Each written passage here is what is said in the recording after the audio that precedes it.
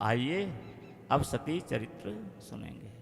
भगवान भोलेनाथ बहुत भोले हैं, जैसा नाम वैसा काम। हाँ, कैसे हैं भगवान भोलेनाथ?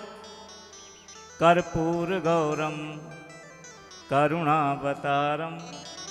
महाराज कपूर की तरह गोरे हैं। हाँ, कपूर की तरह, ऐसे वैसे नहीं है भोलेनाथ। कर्पूर गौरम। अच्छा सोचो, जो कपूर की तरह गोरे हैं और मस्तक पे क्या है? चंद्रमा। उसका रंग कैसा है? सफेद। खुद तो खुद कपूर की तरह सफेद गोरे, और मस्तक पर मुकुट भी लगाया, और रहते कहाँ हैं?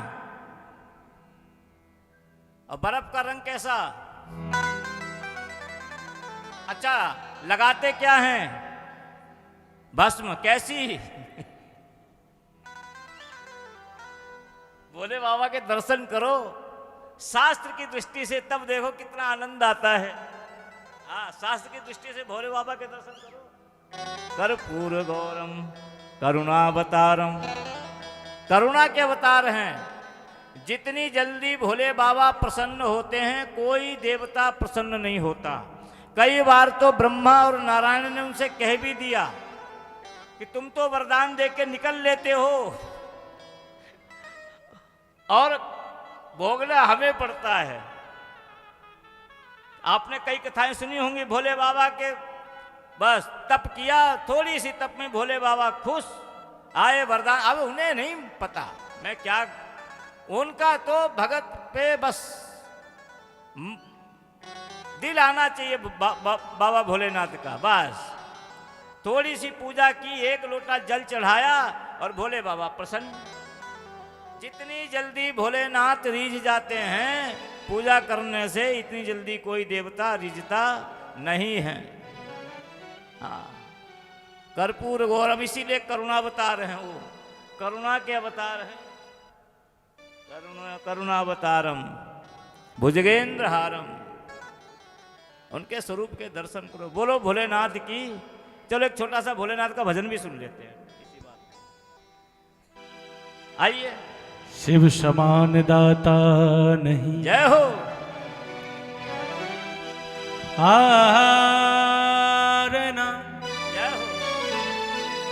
आरना रना शिव समान दाता नहीं, नहीं विपत विदारन हार। लज्जा मोरी राखिए वरदा के गशवा। क्या बात है। ऐसी बिगड़ी बनाने वाला कोई और नहीं। ऐसी बिगड़ी बनाने वाला और नहीं। भोलेनाथ से निराला कोई और नहीं। भोलेनाथ से निराला कोई और नहीं।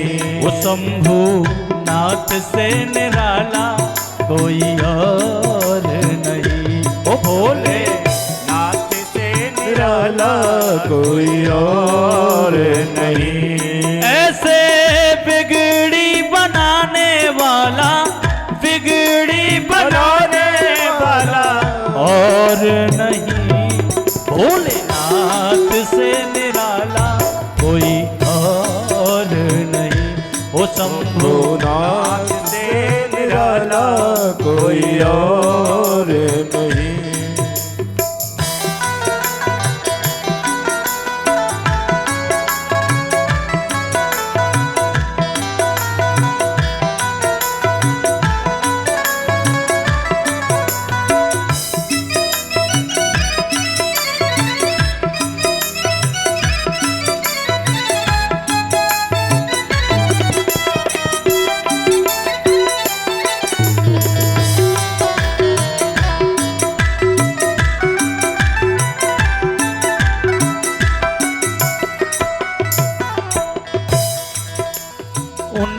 डमरू डम डम बोले, अगम निगम का भेद खोले। अगम निगम का भेद ये खोले, अगम निगम का भेद ये खोले।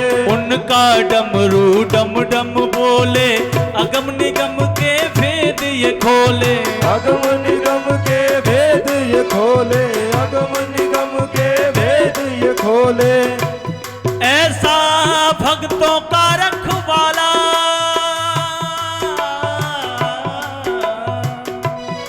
ऐसा भक्तों का रखवाला कोई और नहीं।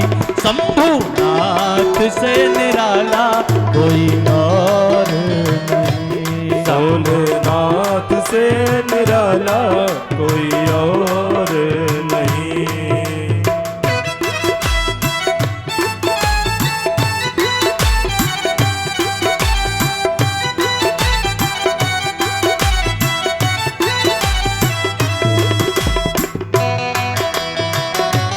जय हो।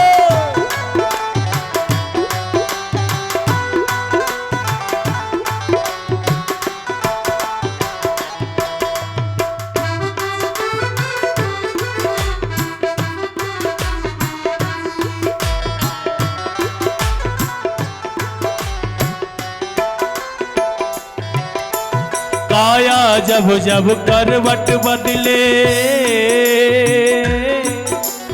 काया जब जब करवट बदले, पाप चमकते अगले पिछले। पाप चमकते अगले पिछले, पाप चमकते अगले पिछले। वो काया जब जब करवट बदले, पाप चमकते अगले पिछले। पाप चमकते अगले पिछले, पाप चमकते अगले पिछले। ऐसा ज्योति जगाने वाला, ज्योति जगाने वाला और नहीं। शंभुनाथ से निराला कोई और नहीं। शंभुनाथ से निराला कोई और नहीं। ओ भोलेनाथ से निराला कोई और नहीं।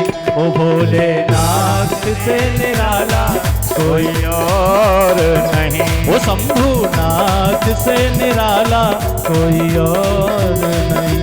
भोलेनाथ से निराला कोई और नहीं। बोलो शंकर भगवान की जय। जय हो। अब सती चरित्र की कथा सुनते हैं।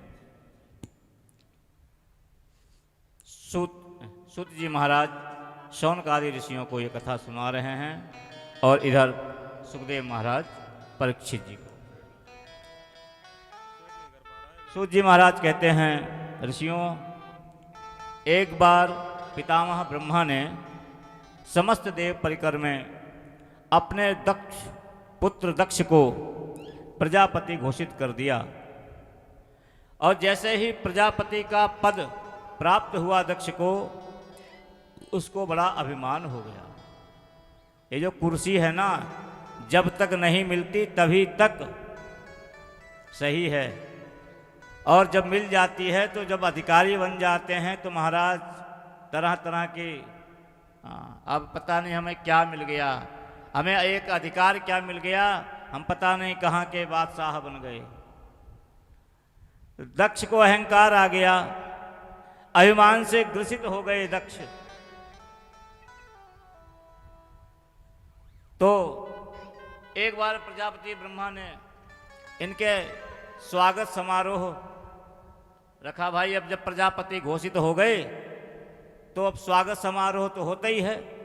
तो एक स्वागत समारोह हुआ। उस स्वागत समारोह में सभी देवी देवता आए, सभी ऋषि आए, सभी ऋषि मंडली आई, ब्रह्मा विष्णु और महेश सब आए। अब हुआ क्या, समारोह चल रहा था, पूजा पाठ का समय था, यज्ञ हो रहा था। भोलेनाथ को आने में थोड़ी देर हो गई। भोलेनाथ थोड़े विलंब से पहुंचे भोले बाबा। तो हुआ ये कि पीछे सबसे पीछे बैठ गए। बाबा बोले, नंदी बोले, महाराज कहाँ बैठ रहे हो? अरे कुछ नहीं, मंत्र पढ़ा, पवित्र पवित्रो वा सर्वा, सब भूमि पवित्र है, कोई अपवित्र नहीं है। बैठ गए। अच्छा, भोले बाबा तो प्रतिक्षण नारायण का ही स्मरण करते हैं। बैठे ही समाधि लग गई उनकी। जब सब आ गए, अच्छा जो अधिकारी होते हैं ना, उनकी एक आदत होती है, वो हमेशा लेट पहुंचते हैं, ध्यान रखना। ये जो नेता वगैरह होते हैं ना, इनकी एक आदत होती है, जानबूझ के लेट पहुंचते हैं महाराज। तो जब सब आ गए तब दक्ष आया, और आते ही ऐसे हाथ जोड़ के सभी की तरफ देखते देखते प्रणाम करने लगा। अब जब सभी, जैसे ही दक्ष आया तो सभी ने दक्ष को प्रणाम किया, दक्ष ने सबको प्रणाम किया और सीधे आगे चला गया दक्ष। आगे गए तो अब जो मंच था वहाँ से सबकी तरफ देखा दक्ष ने, तो सभी ने दक्ष को प्रणाम किया। प्रत्युत्तर में दक्ष ने भी कर लिया। 3 देवताओं ने प्रणाम नहीं किया, ब्रह्मा, विष्णु और भोलेनाथ। दक्ष प्रजापति ने सोचा कि क्या पता भोलेनाथ ने नहीं देख पाया हो।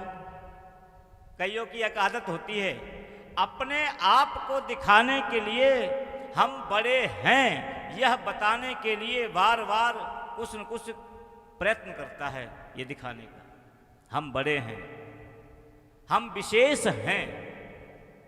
तो क्या पता न देख पाए हों भोलेनाथ, तो उचके। अब भोलेनाथ वहाँ हो तब ना, वो तो अपने नारायण के ध्यान में बैठे हैं महाराज। दक्ष प्रजापति ने मन में विचार किया, देखो ब्रह्मा जी की बात अलग है, विष्णु जी की बात अलग है, लेकिन शंकर जी ने मुझे प्रणाम नहीं किया, ये गलत है। क्योंकि इनका मेरा तो ससुर और दामाद का संबंध भी है।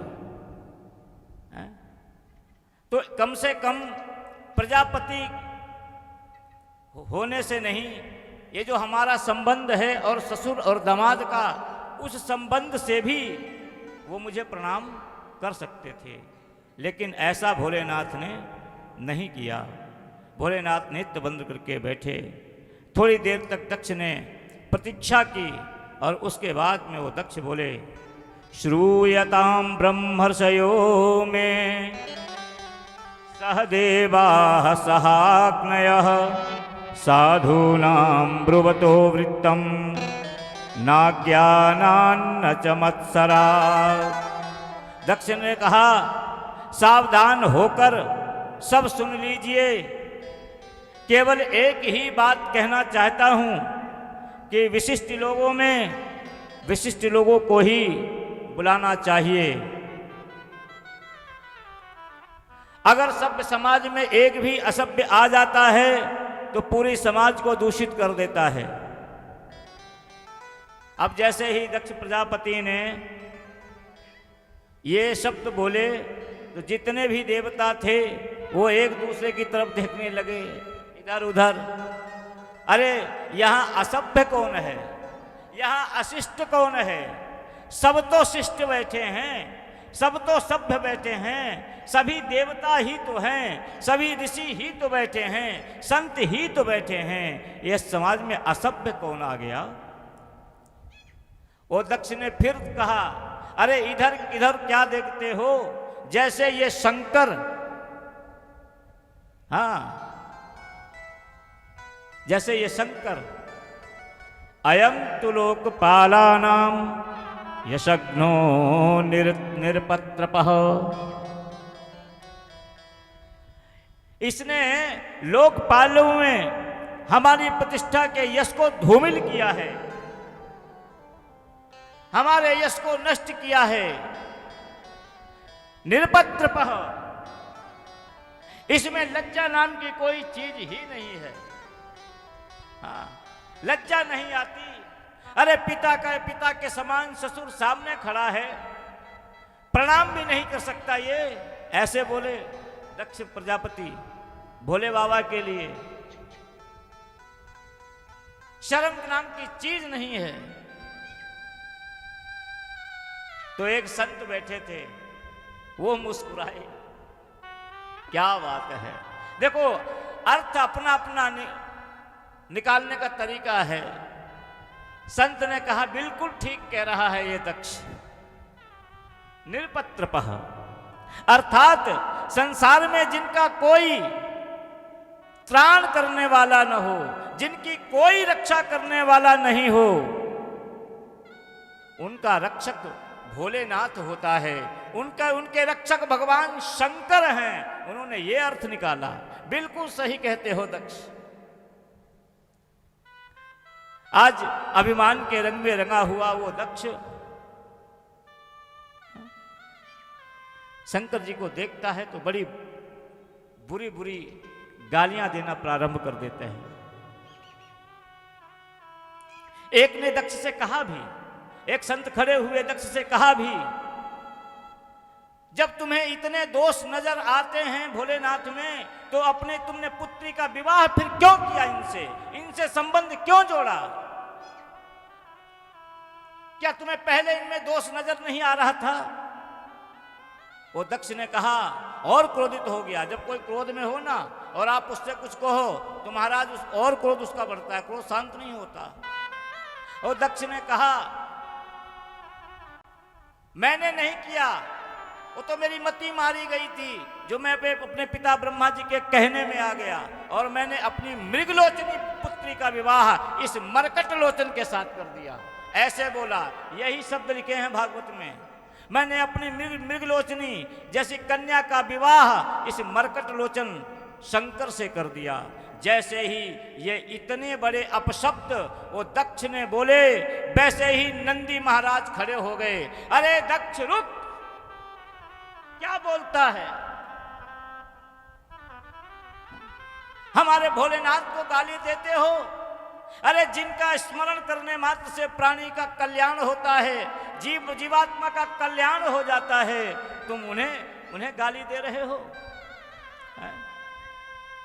भगवान भोलेनाथ ने नंदी का हाथ पकड़ लिया, बैठ। और नंदी ने कहा बाबा अब मुझसे रहा नहीं जाता, अब आपका ये अपमान मुझसे देखा नहीं जाता। भगवान शंकर ने कहा तो क्या हुआ, गाली ही तो दे रहे हैं, तो ले लो, कुछ दे ही तो रहे हैं। बोले लेकिन मेरे सामने अरे परमात्मा की कोई निंदा करे, शास्त्र को कोई गाली दे, ये तो गौहत्या पाप के समान। अगर हम उसकी निंदा सुन रहे हैं, हरिहर निंदा सुनई जो काना, हो ही पाप गौ घात समाना। हरिहर निंदा सुनहि जो काना, मोहे पाप गौ घात समाना। जय सिया राम, जय जय सिया राम, जय सिया राम, जय जय सिया राम, जय सिया राम, जय जय सिया राम, जय सिया राम, जय जय सिया राम।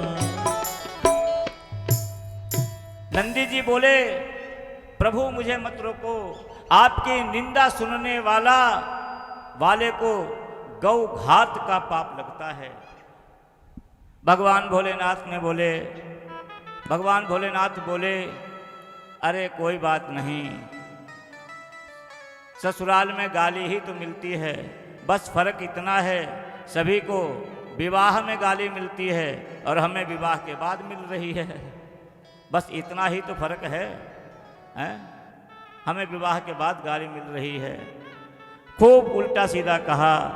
भगवान फिर नंदी से रहा नहीं गया, नंदी जी ने भी श्राप दे दिया। कि बहुत बकबक करते हो दक्ष, इसलिए तुम्हारा मुंह बकरे जैसा हो जाए, तुम्हें तत्व ज्ञान की कभी भी प्राप्ति न हो। बोलो शंकर भगवान की। श्राप दे दिया। जैसे ही श्राप दिया, जल का छींटा मारा, भृगु ऋषि पर पड़ा। भृगु ऋषि ने कहा, लड़ाई ससुर और दामाद की थी, हमें बीच में क्यों घसीटा, इसके कुछ छींटे हम पर भी आए। तो उन्होंने भी श्राप दे दिया कि जितने भी भगवान शंकर के गण हैं सब अघोरी हो जाएं। फिर महाराज श्रापों का सिलसिला चला। इधर से श्रृंगी भृंगी उठे, उधर से 2 गण उठे, इधर से 2 लोग उठे, सब एक दूसरे को श्राप देने लगे। भगवान शंकर ने कहा अब गड़बड़ है, सबको उठाया अपने गणों को, बोले सब चुप हो जाओ, कोई बात नहीं, ससुर हैं हमारे, सबको प्रणाम करते हैं भोलेनाथ, और अपने कैलाश पर्वत पर आ जाते हैं। कैलाश में आते ही भोलेनाथ ने एक, आज अगर ससुराल में आपका इतना अपमान हो जाए किसी का, तो महाराज घर में आने के बाद पत्नी की एक बकाया न रखें। लेकिन भोलेनाथ ने एक भी बार पार्वती को, सती को कुछ कहा नहीं। हाँ, एक शब्द नहीं कहा। सती ने पूछा कि कैसा रहा, बोले सब अच्छा रहा, बड़ा अच्छा स्वागत हुआ ससुराल में हमारा। हाँ, क्या कहें। धीरे धीरे समय बीतता गया, लेकिन वो दक्ष अभिमान के वशीभूत, उसने फिर भगवान शंकर के अपमान करने का मन में विचार किया और एक बृहद यज्ञ किया। उस यज्ञ में सभी को निमंत्रण दिया, लेकिन भोले बाबा को निमंत्रण नहीं दिया। हाँ, और ये भी कह दिया कि अगर भोले बाबा के यहाँ से कोई इसमें आ जाए यज्ञ में, तो उससे कोई बात तक नहीं करेगा। यज्ञ की तैयारियां होने लगीं। ओ कैलाश पर्वत के ऊपर से विमान आने जाने लग गए। इधर सती माता ने देखा कि ये इतने सारे विमान कहाँ जा रहे हैं, इतनी सारी स्त्रियां सज धज के कहाँ जा रही हैं, हैं? इतनी सारी स्त्रियां। ओ सती ने देखा, ओहो ये तो मेरी बहनें भी जा रही हैं। ऊपर से आवाज लगाई, अरे बहन क्या हुआ, तेरे पास निमंत्रण नहीं आया? सती बोली, कहाँ जा रही हो? बोली, पिताजी के यज्ञ में तेरे पास निमंत्रण नहीं आया। अब क्या कहें, पिताजी ने मुझे निमंत्रण नहीं भेजा, ये कहें? नहीं नहीं, आया तो है, तू चल मैं आती हूँ। जैसे ही सती को पता चला कि पिताजी के यहाँ एक बृहद यज्ञ हो रहा है और हमें निमंत्रण नहीं आया, कुछ दिन इंतजार किया, लेकिन जब निमंत्रण पत्र नहीं आया और वो यज्ञ के नज़दीक आ गया, तो मन में विचार करती हैं कि कोई बात नहीं, क्या पता इतने सारे काम होते हैं, मेरे पिताजी को याद न रहा हो पत्र भेजना, तो 3 जगह तो बिना निमंत्रण के भी जा सकते हैं, अपने पिता के यहाँ, अपने गुरु के यहाँ, देवालय में बिना निमंत्रण के जा सकते हैं। मर्जी हो जब जाओ मंदिर में, कोई रोक रहा है? अपने गुरु के यहाँ जब मर्जी तब चले जाओ गुरु दर्शन करने, कोई रोक रहा है? और एक पिता के यहाँ, वो सती भगवान भोलेनाथ के पास जाती हैं, पैर दबाने लगती हैं, सेवा करती हैं। भोलेनाथ ने कहा, क्या बात है सती, आज सेवा कुछ विशेष रूप से हो रही है? बोले, आपको पता है आपके ससुराल में और आपके ससुर ने एक यज्ञ कर रहे हैं। ये नहीं कहा मेरे घर में, मेरे मायके में, ये नहीं कहा। हाँ, क्या कहा? आपके ससुराल में। शंकर जी ने कहा, मुझे सब पता है, मुझे सब पता है, यज्ञ हो रहा है, तो फिर क्या कहना चाहती हो? बोले, हमें भी यज्ञ में जाना चाहिए। भोलेनाथ ने कहा, देखो वहाँ से कोई निमंत्रण नहीं आया, इसलिए वहाँ जाना ठीक नहीं है। सती बहुत समझाती हैं भोलेनाथ को। अंत तो गत्वा भोलेनाथ को वो बताना पड़ता है जो उस दिन उस समारोह में हुआ था। दक्ष ने जो अपमान किया था भोलेनाथ का, वो आखिरकार सती को बताना पड़ा। सती शायद इसलिए तुम्हारे पिता ने हमें निमंत्रण नहीं दिया है, क्योंकि उस दिन मैंने उनको प्रणाम नहीं किया तो उन्होंने मेरा बहुत अपमान किया था, इसलिए शायद उन्होंने निमंत्रण नहीं भेजा, इसलिए वो इतना द्वेष रख रहे हैं हमसे, इसलिए बिना निमंत्रण के जाना ठीक नहीं है। सती ने कहा, अरे अब तक तो वो सब भूल गए होंगे, पिता हैं, इतनी देर माता पिता कुछ याद रखते नहीं हैं, इसलिए हमें चलना चाहिए, एक बार चलना चाहिए। बहुत समझाते हैं। भोलेनाथ कहते हैं, सती एक बात कहूँ, आवत ही हर से नहीं, नयनन नहीं स्नेह, तुलसी तहाँ न जाइए, कंचन बरसे मेह। जहाँ आपके जाने से किसी के हृदय में प्रसन्नता ना हो, वहाँ जाना नहीं चाहिए, ध्यान रखना। हाँ, फिर चाहे कोई आपको सोने में ही क्यों न तौल दे, वहां जाना नहीं। आवत ही हर से नहीं, नैनन नहीं स्नेह है। अरे जिसके नेत्रों में आपके प्रति स्नेह नहीं प्यार है ही नहीं, आप वहां क्या जाकर करोगे। भगवान भोलेनाथ बहुत समझाते हैं। पार्वती जी खूब मनाती हैं, जब भोलेनाथ नहीं सती खूब मनाती हैं, जब भोलेनाथ नहीं मानते हैं तो सती कहती हैं, अगर तुम नहीं जाओगे तो मैं अकेले जाऊंगी, लेकिन मैं जाऊंगी। भोलेनाथ ने कहा, आपको भी मैं मना करूंगा, आपको भी नहीं जाना चाहिए सती। सती को बहुत समझाते हैं भोलेनाथ, जब नहीं मानती हैं तो चल देती हैं अपने दक्ष प्रजापति के यहाँ। पहले बाहर निकली और उन्होंने आवाज लगाई सती ने, मैं जा रही हूं। भगवान भोलेनाथ ने कहा, तो जाओ। उन्होंने सोचा शायद मान जाएं भोलेनाथ, मैं जब चल दूंगी तो शायद साथ में चल दें। फिर अंदर आई, बोले मैं जाऊं? बोले हाँ जाओ भाई। 3 बार बाहर अंदर आई गई, लेकिन भोलेनाथ टस से मस नहीं हुए। जब चल ही दी, भोलेनाथ समझ गए, नंदी को आवाज दी, अरे अकेले जा रही हैं, जरा छोड़ के तो आ जाओ।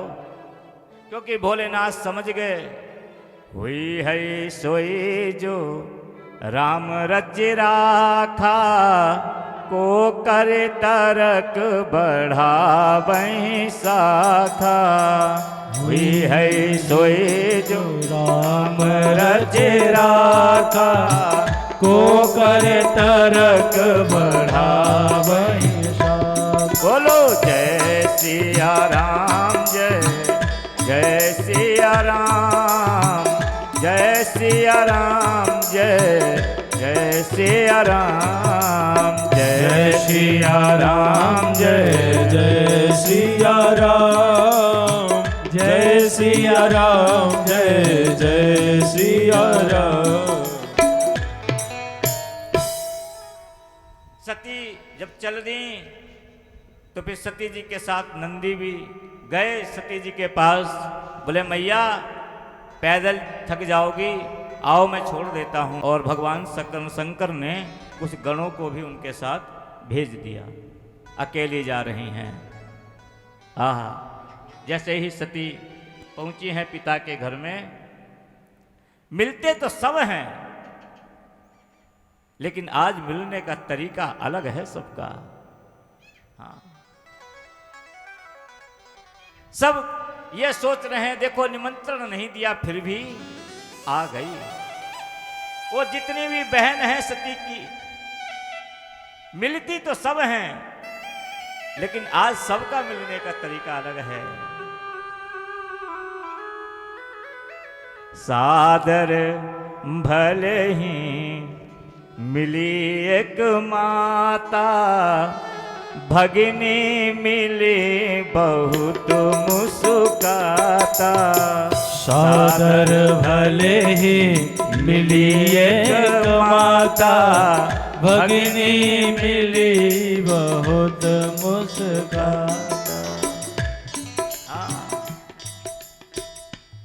जो भी मिल रहा है, आज मिलने पे जो मुस्कुराहट है वो कुछ और ही बयान कर रही है। लेकिन सती को किसी से कोई मतलब नहीं। हाँ, एक व्यक्ति है जो प्रतीक्षा कर रहा था सती की, वो उनकी थी मां प्रसूति। सती गई प्रसूति जी के कक्ष में। प्रसूति तो अपने मन से यह भाव निकाल चुकी थी कि अब मेरी पुत्री सती कभी आएगी, क्योंकि दक्ष ने कह दिया था सभी से कि अगर कैलाश से कोई आए तो उससे कोई बात तक नहीं करेगा।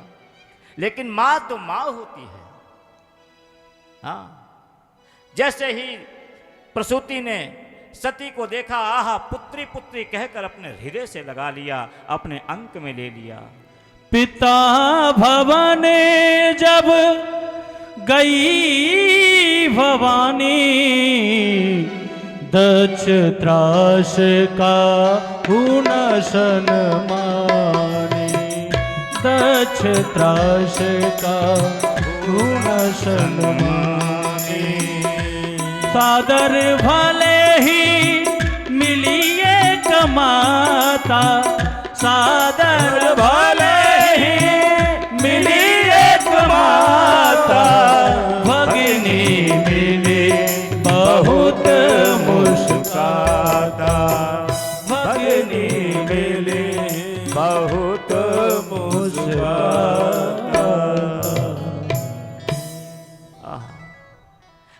मां तो मां होती है।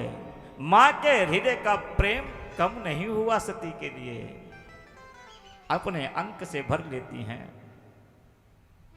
रोने लगती हैं। अरे सती, मैंने तो आशा ही छोड़ दी थी कि तू आएगी, तूने बहुत अच्छा किया आके। वो सती कहती हैं, पिताजी कहाँ हैं? जान गई सती क्या हुआ है यहां, पिताजी कहाँ हैं? वो प्रसूति कहती हैं, होंगे यज्ञशाला में। अब सती किसी से मिलना नहीं चाहती। अब किसी से मिलना है तो अपने पिता से, क्योंकि बहुत प्रश्न हैं सती के मन में। चल देती हैं सती यज्ञशाला की तरफ। देखते हैं दक्ष अपनी पुत्री सती को तो मुंह फेर लेते हैं, लेकिन सती को कोई मतलब नहीं, कोई बात नहीं, आप जो कर रहे हो वो करो। और वो सती ने यज्ञशाला पे जैसे ही चारों तरफ दृष्टिपात किया, देखा सभी देवताओं के स्थान बने हुए हैं, लेकिन भोलेनाथ का कहीं कोई स्थान नहीं है। सती जाई देखूं तब जागा, सती जाई देखूं तब जागा, सती जाई देखूं तब जागा, सती जाई देखूं तब जागा, सती जाए देखूं तब जागा, सती जाए देखूं तब जागा, कतहु नदीक संभो करवाना, सती देखूं तब जागा, कतहु नदीक संभो करवाना, कतहु नदीक संभो करवाना।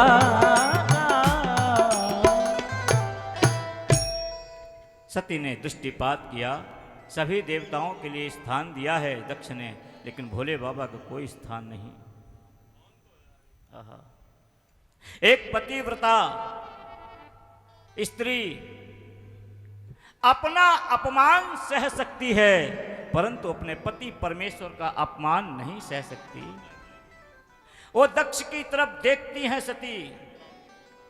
अरुद्र भागम तमवेक्ष चाध्वरम, पित्रा च देवे कृतहेलनम विभो, अनादृता यज्ञ सदस्य धीश्वरी, चुकोपलोका निवध्यक्षति रुषा। भगवती सती ने जब क्रोध पूर्वक चारों तरफ दृष्टि डालकर देखा तो सभी को ऐसा लग रहा था कि आज माता सती दसों दिशाओं को अपनी दृष्टि से भस्म कर देंगी। इतना क्रोध है। वो जो दसों दिशाएं हैं ना, वो घबरा गईं। लोकपाल घबरा गए कि आज कुछ होने वाला है। इतना क्रोध सती के नेत्रों में भर आया। वो देखती हैं दक्ष की तरफ।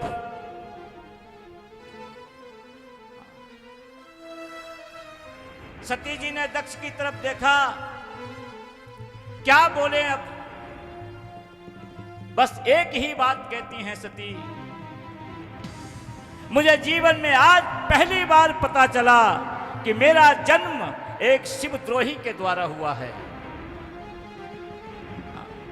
अरे किसका अपमान किया तुमने, जिसका नाम मात्र लेने से जीवात्मा का कल्याण होता है, ऐसे तुमने भोलेनाथ मेरे पति का अपमान किया। और इस शरीर में शिवद्रोही का रक्त है, इसलिए अब इसी शरीर को मैं स्वीकार नहीं कर सकती। दक्ष, पिताजी नहीं बोला, दक्ष। पर क्या करें, अगर मैं इस शरीर को स्वीकार करती हूं तो वो पति के अपमान का घूंट पीना पड़ेगा। आज जो मेरे पति परमेश्वर भोलेनाथ का जो अपमान हुआ है, करें तो क्या करें। और जब तक ये शरीर है तब तक ये पिता और पुत्री का संबंध बना रहेगा। इसलिए अब ये संबंध इस सती को स्वीकार नहीं है, इसलिए अब इस संबंध को समाप्त करने के लिए इस शरीर को नष्ट होना ही पड़ेगा। इस शरीर को नष्ट होना भी पड़ेगा। ये मेरा शरीर तुम्हारे द्वारा उत्पन्न है दक्ष, इसलिए अब इसे मैं धारण नहीं करूंगी। और इतना कहकर माता भगवती ध्यान मग्न होकर बैठ गईं। भोलेनाथ के श्री चरणों का ध्यान करते हुए दिव्याग्नि का आवाहन किया। और जैसे ही दिव्याग्नि का आवाहन किया, वो दिव्याग्नि प्रकट हुई और वो सती को अपने आगोश में ले लिया। और कुछ ही क्षण में सती का पूरा शरीर जलकर भस्मीभूत हो गया। माता सती ने उसी दिव्याग्नि में अपना पांच भौतिक देह को समाप्त कर दिया। जैसे ही ये दृश्य नंदी और भगवान शंकर के जो गण आए थे, उन्होंने जैसे ही देखा, बाबा बाबा बाबा चिल्लाने लगे, मैया मैया मैया कह के चिल्लाने लगे। और वैसे ही वो जो गण हैं और वो नंदी हैं, जितने भी वहाँ यज्ञ में देवता उपस्थित हैं, सभी को मारने लगे। इधर नारद जी भगवान भोलेनाथ के पास जाते हैं, अरे बाबा गजब हो गया, गजब हो गया। भोलेनाथ ने कहा क्या हुआ। अरे माता सती ने अपने आप को भस्मीभूत कर लिया है। जैसे ही भोलेनाथ को ये बात पता चली, भोलेनाथ को जो क्रोध आया, अपनी भ्रुकुटी टेढ़ी की, एक बाल अपनी जटाओं से उखाड़ा, जमीन पर पटका, वीरभद्र का प्राकट्य हुआ। वीरभद्र ने बोला क्या आज्ञा है प्रभु। उन्होंने कहा जाओ दक्ष के यज्ञ को विध्वंस करो और उसी यज्ञ में दक्ष को समाप्त करो। दक्ष यज्ञम जहि, दक्ष के यज्ञ को विध्वंस करो। पर हुआ वही, चल देते हैं। जैसे प्रलयंकारी जो तूफान होता है, वो तूफान आने लगा। और वीरभद्र गए और दक्ष के यज्ञ में जितने भी वहाँ देवता थे, चाहे फिर वो भृगु हों, चाहे पूषा हों, जितने भी देवता है थे, सभी को पटक पटक के मारने लगे। किसी की दाढ़ी नोच डाली, किसी के दांत तोड़ डाले महाराज, किसी की भुजा उखाड़ डाली, किसी के बाल उखाड़ दिए, जो आया सामने। और फिर वो जो दक्ष जब देखा भगवान का ये रौद्र रूप, वीरभद्र भगवान का रौद्र रूप, मारे घबरा के घबराने लगा, थर थर कांपने लगा। अरे क्या करूं, ये तो प्राण लेके ही छोड़ेगा। और जैसे ही भागने का प्रयत्न किया, वो वीरभद्र भगवान ने कहा, अरे भागता कहाँ है दुष्ट, जाएगा कहाँ। और पकड़ के उसकी मुंडी मरोड़ी और मरोड़ के शरीर से अलग की, और जो यज्ञशाला थी उसी यज्ञशाला में डालकर भस्मीभूत कर दिया। और दक्ष की गोविंदाय नमो नमः। महाराज यज्ञ विध्वंस हो गया। जो यजमान था वही नहीं रहा। जितने भी देवता वहां यज्ञशाला में गए थे सब खूब पिटे। सब किसी को वेदांती बना दिया, बिना दांत के बना दिया, किसी की डाली उखाड़ दी, किसी को कुछ कर दिया। महाराज हुआ ये कि सभी देवता गए ब्रह्मा जी के पास, ब्रह्मा जी गए विष्णु के पास। बोले एक बात बताओ, उस दक्ष उस यज्ञ में तुम सब गए, बस इतना बताओ, हम थे? नहीं। ब्रह्मा जी थे? बोले नहीं। भोलेनाथ थे? बोले नहीं। फिर तुम्हारी जीभ चटकारे मार रही थी लड्डू खाने के लिए, चाट पकौड़ी खाने के लिए, तो उसका प्रसाद तो तुम्हें मिलेगा ही। अरे जहां हम नहीं, जहां ब्रह्मा नहीं, जिस यज्ञ में विष्णु नहीं, जिस यज्ञ में भोलेनाथ का कोई नामो निशान नहीं, वहां तुम करने क्या गए? फिर वो यज्ञ है क्या?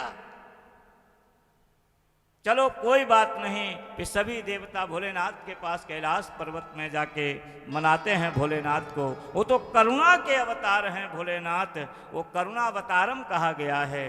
वो मान जाते हैं, आते हैं भोलेनाथ दक्ष यज्ञ में, दृष्टिपात करते हैं। और जितना भी यज्ञ विध्वंस किया था, जैसे ही भगवान भोलेनाथ ने अपनी कृपा दृष्टि यज्ञ के चारों तरफ घुमाई, सब यथावत होने लगा। भगवान भोलेनाथ ने कहा कोई बात नहीं, अब मैं यहाँ हूँ, अब ब्रह्मा जी भी हैं, विष्णु जी भी हैं, अब यज्ञ संपन्न करो। हाथ जोड़कर खड़े हो गए सब। महाराज यजमान हो तब यज्ञ हो ना, पूर्ण आहुति तो तब हो जब यजमान हो। बोले क्या हुआ क्या? बोले यजमान वो पड़े, सर ही नहीं है तो जीवित कैसे करें, क्योंकि सर तो डाल दिया यज्ञशाला में, अब शरीर बचा है। क्या श्राप दिया था नंदी ने कि जारा बक बक करते हो इसलिए तुम्हारा मुंह बकरे की तरह हो जाए, बकरा की तरह हो जाए। तो भगवान भोलेनाथ ने कहा ठीक है, इनको भी जीवन दान देते हैं। और फिर किसी बकरे का मुंह दक्ष को लगाया गया और दक्ष जो है जीवित हुआ। भगवान भोलेनाथ की स्तुति की और फिर भोलेनाथ ने यज्ञ संपन्न करवाया। बोलो शंकर भगवान की। श्रीमन्नारायण नारायण नारायण, श्रीमन्नारायण नारायण नारायण, श्रीमन्नारायण नारायण नारायण, श्रीमन्नारायण नारायण नारायण, भजमन नारायण नारायण नारायण, भजमन नारायण नारायण नारायण, ओ श्रीमन्नारायण नारायण नारायण, श्रीमन्नारायण नारायण नारायण, श्रीमन्नारायण नारायण नारायण, श्रीमन्नारायण नारायण नारायण, श्रीमन्नारायण नारायण नारायण, श्रीमन्नारायण नारायण नारायण, लक्ष्मी नारायण नारायण ताली सेवा करते हुए लक्ष्मी नारायण नारायण नारायण, ओ श्रीमन्नारायण नारायण नारायण, श्रीमन्नारायण नारायण नारायण, श्रीमन्नारायण नारायण नारायण, श्रीमन्नारायण नारायण नारायण। बोले गोविंद भगवान की। अब हमें इशारा हो रहा है, समय हो गया है। अब हम आपसे पूछते हैं क्या 10 मिनट और ले लें? 10 मिनट और दे दो कथा के स्थल तक पहुंचाए, विराम तक पहुंचाया जाए। ठीक है, 10 मिनट और। बोलो शंकर भगवान की। तो मनु महाराज की तीनों पुत्रियों के जो है वंश का वर्णन सुनाया। और फिर सुखदेव जी कहते हैं जो मनु के जो 2 पुत्र हुए, उत्तानपाद और प्रियव्रत, पहले उत्तानपाद के चरित्र का, उनके वर्णन सुनो, उनके वंश का वर्णन सुनो। जाये उत्तानपादस्य सुनीति सुरुचिस्तयोः सुरुचि प्रेयसी पत्युर्नेतरायत सुतो ध्रुवः। जो मनु महाराज के जो 2 पुत्र हैं, प्रियव्रत और उत्तानपाद, अब उत्तानपाद के वंश का वर्णन कहा है। उत्तानपाद की 2 रानियां हैं, एक का नाम है सुरुचि और एक का नाम है सुनीति। सुरुचि उत्तानपाद के साथ महल में निवास करती है और सुनीति महल के बाहर एक झोपड़ी में निवास करती है। बंधुओं, सुरुचि मतलब जो विषय वस्तु में खो गया है, जो सांसारिक विषयों में ही अपनी रुचि लगाए, उसका नाम है सुरुचि। और सुनीति मतलब जो बुद्धि से काम ले, सुनीति, हाँ, जो बुद्धि से काम ले। और सीधा सीधा अर्थ है, सुरुचि मतलब मनमानी और सुनीति मतलब बुद्धिमानी, ऐसे समझो आप। और आज के समय में हम मनमानी ज्यादा कर रहे हैं, मनमानी। हमने सुरुचि को तो अपने अंदर बिठाल रखा है और सुनीति को हमने बाहर, ऐसे समझो शास्त्र की भाषा को। सुनीति मतलब बुद्धिमानी और सुरुचि मतलब मनमानी। हम मन जो कह रहा है वो तो हम खूब सुन रहे हैं, खूब कर रहे हैं, लेकिन जो बुद्धि कह रही है उसमें से हम एक भी नहीं कर रहे। बुद्धि की हम बिल्कुल नहीं सुन रहे, जो मन ने कह दिया हम वही कर रहे हैं। हाँ, इसलिए शास्त्र कहता है बुद्धि की भी सुनो। उत्तानपाद की 2 रानियां हैं, सुनीति और सुरुचि, और दोनों के एक एक पुत्र हैं, एक एक पुत्र हैं। सुनीति का ध्रुव और सुरुचि के उत्तम, 2 पुत्र हैं। तो जो सुनीति का जो पुत्र है ध्रुव, वो अपनी मां के साथ बाहर झोपड़ी में रहता है। एक दिन हुआ क्या कि वो ध्रुव जी खेलते खेलते महल में चले गए। वो जो उत्तानपाद जो उनके पिता हैं वो सिंहासन पर बैठे थे। 5 वर्ष की अवस्था है ध्रुव महाराज की, बालक की 5 वर्ष की अवस्था है। जैसे ही पिता को देखा,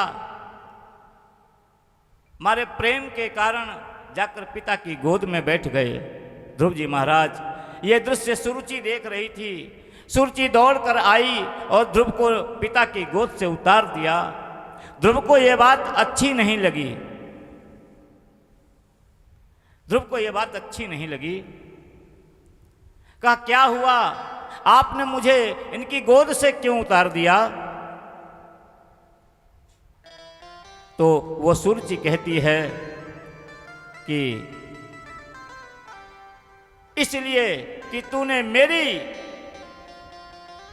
कोख से जन्म नहीं लिया है। अगर तुझे इनकी गोद चाहिए, अगर तुझे पिता की गोद चाहिए, तो इसके लिए तुझे तप करना पड़ेगा। बोले तप? बोले हाँ, तपसाराध्य पुरुषम तैसावानुग्रहेण में गर्भे त्वं साधयात्मानं यदीच्छसि नृपासनम्। अगर तुझे पिता की गोद चाहिए तो एक काम करो ध्रुव, पहले जाकर तप करो और उस तप से परमात्मा प्रसन्न होंगे, वो तुम्हें दर्शन देंगे। और जब परमात्मा तुम्हें दर्शन दे तब उनसे कहना कि मुझे सुरुचि की गर्भ से उत्पन्न करो, तब तुम्हें ये पिता की गोद नसीब होगी। ऐसे जब कटु वचन सुने ध्रुव ने अपनी सौतेली माँ के वो फूट फूट कर रोने लगे। इतना बड़ा अपमान 5 वर्ष के बालक का। क्या कहा, पहले मरो और मरने के बाद मेरे कोख से जन्म लो और फिर तुम्हें इन पिता की गोद प्राप्त होगी। हैं? ये बात ध्रुव को अच्छी नहीं लगी। रोते हुए आए, अपनी मां सुनीति के पास। जैसे ही अपने पुत्र को सुनीति ने रोते हुए देखा, ध्रुव को दौड़कर अपने अंक में भर लिया, अपनी गोद में उठा लिया। पूछती है सुनीति, क्या बात है, क्या बात है, क्यों रो रहे हो? वो ध्रुव जी कुछ नहीं बोल पाते हैं। क्या बोले, 5 वर्ष का बालक है, क्या बोले? लेकिन जो उनके साथी हैं ध्रुव जी के, उन्होंने सारा वृत्तांत बताया कि कैसे कैसे शब्द सुरुचि ने कहा है, कहे हैं इसकी सौतेली माँ ने, कैसे कैसे शब्दों के बाण मारे हैं ध्रुव जी के। वो ध्रुव जी से थोड़ी देर तक तो क्रोध आया, सुनीति को भी क्रोध आया। महाराज ऐसी बात नहीं है, ऐसा कैसे बोल सकती है वो? अरे उसको जो भी है ईर्षा द्वेष मुझसे है, लेकिन मेरे पुत्र को ऐसा कैसे बोल सकती है? लेकिन थोड़ी देर बाद गंभीर हो गई और ध्रुव जी से कहती है, अरे ध्रुव बेटा कोई बात नहीं, ठीक ही तो कहती है तेरी सौतेली माँ। अगर मैं दुर्भाग्यशाली हूं तो हूं, हाँ वो सौभाग्यशाली है, होती रहे, कोई बात नहीं। लेकिन उसने एक बात तो ठीक कही। बोले क्या? तपसा